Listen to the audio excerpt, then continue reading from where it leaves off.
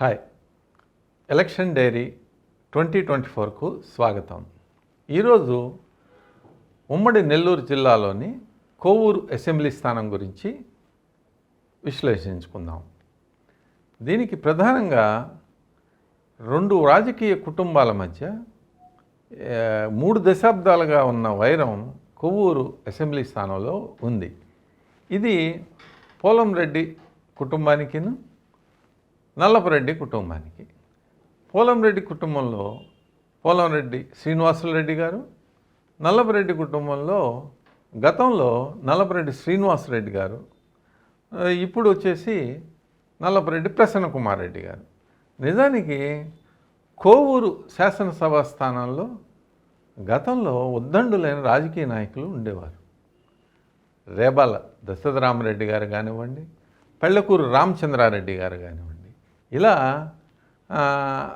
ఉద్దండులైన రాజకీయ నాయకులు ఉండేవారు. ఈ నియోజకవర్గంలో గెలిస్తే రాష్ట్ర మంత్రివర్గంలో స్థానం కూడా లభిస్తుంది అనేది ఒక వ్యాఖ్యగా కూడా ఉండేది. ఈ నియోజకవర్గం యొక్క ప్రాధాన్యం అంత ఉంది అని. 1983లో తెలుగుదేశం పార్టీ ఆవిర్భావం అనంతరం జరిగిన 10 ఎన్నికల్లోనూ 7 పర్యాయాలు నల్లపరెడ్డి కుటుంబం, 2 పర్యాయాలు పోలంరెడ్డి కుటుంబం గెలుపొందటం జరిగింది.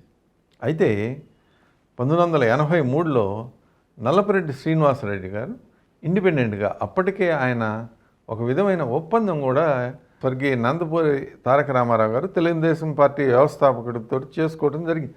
దానిలో భాగంగా ఆయన ఇండిపెండెంట్గా పోటీ చేసి ఆయన గెలవటం జరిగింది సిపిఐఎం అభ్యర్థి మీద, జక్కా వెంకటరెడ్డి గారి మీద. ఇక్కడ ఒకప్పుడు జక్కా వెంకటరెడ్డి గారని చాలా బలమైన సిపిఎం నాయకులు కూడా ఈ కోవూరు నియోజకవర్గంలో ఉండేవారు. అయితే తదనంతర కాలంలో ఒకసారి బెదవాడ పాపిరెడ్డి గారు కూడా తెలుగుదేశం పార్టీ అభ్యర్థిగా ఇక్కడ పోటీ చేయడం జరిగింది.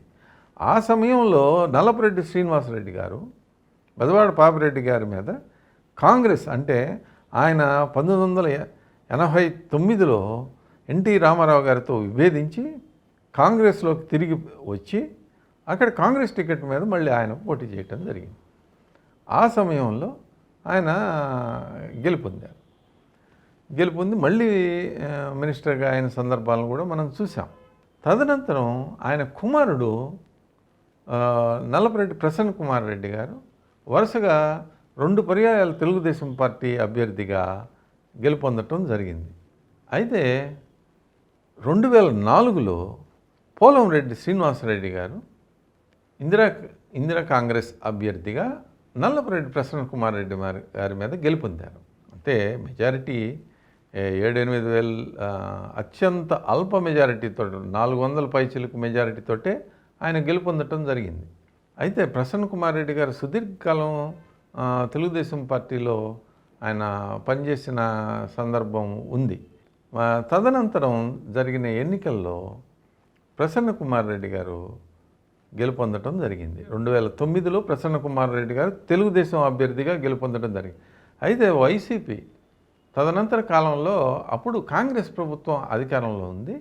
ఆ కాంగ్రెస్ ప్రభుత్వం అధికారంలో ఉన్నా ఆయన తెలుగుదేశం పార్టీ నుంచి గెలుపొందగలిగారు. అయితే ఇక్కడ విశేషం, స్వర్గీయ రాజశేఖర రెడ్డి గారి ఆయన మరణానంతరం జగన్మోహన్ రెడ్డి గారి ఆధ్వర్యంలో ఉప ఎన్నికలు కొన్ని శాసనసభ 10 పైచిలకు నియోజకవర్గాలకు వచ్చాయి. అందులో కొవ్వూరు కూడా ఒకటి. తెలుగుదేశం పార్టీ నుంచి ఆయన రాజీనామా చేసి వైసీపీలో చేరి వైసీపీ అభ్యర్థిగా ప్రసన్న కుమార్ రెడ్డి గారు 2012లో పోటీ చేయడం జరిగింది. చాలా ఎక్కువ మెజారిటీతో ఆయన గెలవటం జరిగింది. ఎక్కువ మెజారిటీతో దాదాపు 25,000కు పైగా మెజారిటీతో ఆయన గెలవటం జరిగింది.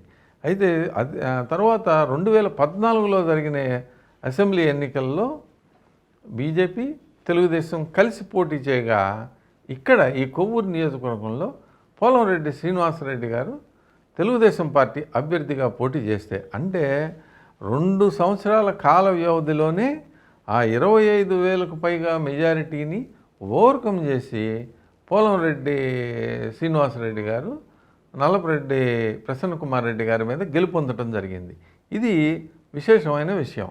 అయితే 2019 ఎన్నికల్లో తిరిగి, అంటే అప్పుడు వైసీపీకి ఒక సునామీ లాగా రిజల్ట్స్ వచ్చి రెడ్డి సామాజిక వర్గం అంతా కూడా పోలరైజ్ అయిపోయి ఏకపక్షంగా నెల్లూరు జిల్లాలో పోలింగ్ జరిగిన సందర్భం ఉంది. పోలైన ఓట్ల శాతం కూడా అధికంగా ఉంది. 2,60,000 పైగా ఓటర్లు ఉన్న ఈ నియోజకవర్గంలో ప్రసన్న కుమార్ రెడ్డి గారికి 39,500 పైసలకు ఓట్లు తోటి ఆయన గెలుపొందడం జరిగింది. అంటే దీన్ని బట్టి 39,000 ఓట్లను ఓవర్కమ్ చేయటం అంటే అది అభ్యర్థి పట్టుదల లేనివాడైతే కష్టమే. కానీ ఇక్కడ 3 దశాబ్దాలుగా రాజకీయ వైరం ఉన్న కుటుంబం పోలంరెడ్డి శ్రీనివాసరెడ్డి గారిది. ఆయన కుమారుడు పోలంరెడ్డి దినేష్ రెడ్డి రాజకీయాల్లోకి ఆరంగేటం చేయటం జరిగింది. ఇది ఈ మధ్యకాలంలో జరిగిన విశేషం. తెలుగుదేశం పార్టీ ఎప్పుడైతే యువకులకు ప్రాధాన్యం ఇస్తామో, యువకులకి 50% పైగా సీట్లు ఇస్తామని స్వయంగా నారా చంద్రబాబు నాయుడు గారే మహానాడులో చెప్పడం జరిగింది. ఇక శ్రీనివాసరెడ్డి గారు కూడా ఆయన కుమారుణ్ణి ప్రోత్సహించారు, దినేష్ రెడ్డి గారు. ఆయన కార్యకర్తలకి ఏ ప్రాబ్లం వచ్చినా కానీ ఇమీడియట్గా అక్కడికి వెళ్ళిపోవటం, ప్రజలకు ఏ సమస్యలు వచ్చినా అక్కడికి వెళ్ళిపోవటం, అధికార వైసీపీ నాయకులు చేస్తున్న ఇసుక దందాలు కానీ, గ్రావెల్ కుంభకోణాలు కానీ వాటి మీద ప్రజలకి వివరించే ప్రయత్నాలు చేయటం, పార్టీ కార్యక్రమాల్లో చురుగ్గా పాల్గొనటం, ఇవన్నీ చేస్తూ వస్తూ ఉన్నారు. పోలంరెడ్డి దినేష్ రెడ్డి గారుని తెలుగు యువతకి ప్రధాన కార్యదర్శిగా నియమించడం జరిగింది. తదనంతరం ఆయన్నే స్వయంగా చంద్రబాబు నాయుడు గారు దాదాపు అభ్యర్థిగా కూడా ప్రకటించారు. అంటే కార్యకర్తలకి ఒక 2 సంవత్సరాల ముందే ఒక సందేశం వెళ్ళిపోయింది చురుగ్గా. పోలంరెడ్డి దినేష్ రెడ్డి గారు రాబోయే ఎన్నికల్లో నల్లపురెడ్డి శ్రీనివాసరెడ్డి గారిని ఎదుర్కొంటున్నారు. నల్లపురెడ్డి కుటుంబం రాజకీయ దిగ్గజం అనే చెప్పొచ్చు. ఆ దిగ్గజాలను ఎదుర్కొనే సత్తా ఎవరికి ఉంది అని అంటే పోలంరెడ్డి కుటుంబానికే ఉంది. ఇది రుజువైన నిజం. అక్కడ ఉన్న నియోజకవర్గంలో యువకుడు, విద్యావంతుడు, చురుకుగా కదిలే లక్షణాలు ఉన్న దినేష్ రెడ్డి గారి ఆధ్వర్యంలో తెలుగు యువత, తెలుగుదేశం కార్యకర్తలు అక్కడ కదం దొక్కుతున్నారు. ఇప్పుడు మీకు గ్రామాల్లో ఏ విధమైన సమస్యలు వచ్చినా దినేష్ రెడ్డి గారు అక్కడికి ఇమీడియట్గా ప్రత్యక్షం అయిపోవటం, ఆ సమస్యలకు తమ వంతు పరిష్కారం చూపించడం, ఇలాంటి కార్యక్రమాలు చేస్తున్నారు. ఇటీవల వైసీపీకి చెందిన వారు గడప గడపకు వైసీపీ అనే నినాదంతో ప్రజల వద్దకు వెళ్ళటం జరిగింది. అక్కడ కొన్ని సమస్యలు ఎదురయ్యాయి. ఎవరు కొంతమంది ప్రశ్నించారు. ఆ ప్రశ్నించిన వారికి పింఛన్ తీసేశారు అని ఇలాంటి ఆరోపణలు వచ్చాయన్నమాట. ఆరోపణలు వచ్చిన సందర్భంలో ఇమీడియట్గా ఈయన వెళ్ళిపోయి మీకు అండగా నేను ఉన్నాను అని చెప్పి ఒక భరోసా ఇవ్వటం, ఆర్థిక భరోసాలు కల్పించటం, ఇలాంటి కార్యక్రమాల్లో తెలుగుదేశం కార్యకర్తల్లో ఒక విధమైన ధైర్యం కుదిరి, ఎస్ మనకు ఒక నాయకుడు వచ్చాడు, యువకుడు నాయకుడుగా ఢీ కొట్టడానికి ప్రసన్న కుమార్ రెడ్డి గారిని ఢీ అంటే ఢీ అని ఎదుర్కొనే నాయకుడు వచ్చాడు అని చెప్పి ఆయన వెనక ర్యాలీ అవుతున్నారు. మీరు యూట్యూబ్లో కానీ ఫేస్బుక్లో కానీ చూస్తే దినేష్ రెడ్డి గారి వీడియోల్లో ఆ జోష్, తెలుగుదేశం పార్టీలో జోష్ ఎలాగుందో తెలుస్తూ ఉంది. అయితే ఈరోజు తెలుగుదేశం అధినేత చంద్రబాబు నాయుడు గారు ఇదేం కర్మరా బాబు అనే కార్యక్రమంలో భాగంగా కోవూరు రావటం జరుగుతుంది. ఈ కోవూరులో కూడా మీరు జన సునామీని చూస్తారు. ఎందుకనంటే వాళ్ళు చాలా ప్రీ ప్లాన్డ్గా అక్కడ ఉన్న 5 మండలాల్లోనూ విశేషంగా తిరిగి ప్రజలకి అవేర్నెస్, చంద్రబాబు నాయుడు గారు వస్తున్నారు, ఆ కార్యక్రమంలో మనం పాల్గొందాం అనే కార్యక్రమాన్ని దినేష్ రెడ్డి గారి ఆధ్వర్యంలో చేపట్టారు. ఇక్కడ ఉన్న మండలాలు అల్లూరు, ఇడవలూరు, విడవలూరు, ఇందుకూరుపేట, ఇలా 5 మండలాలు ఉన్నాయి.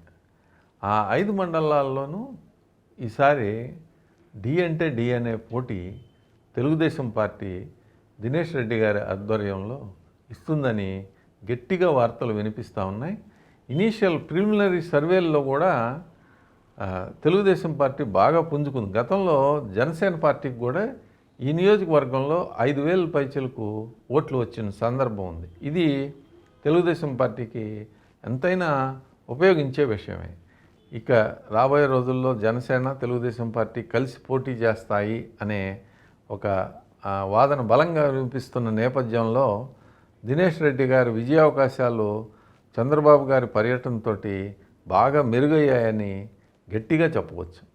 మరిన్ని అప్డేట్స్ కోసం మా కాయ్ టీవీని సబ్స్క్రైబ్ చేసుకోండి. మా వీడియో కనుక మీకు నచ్చినట్లయితే లైక్ చేయండి, షేర్ చేయండి. మీ విలువైన అభిప్రాయాలను కామెంట్ బాక్స్లో తెలియజేయండి.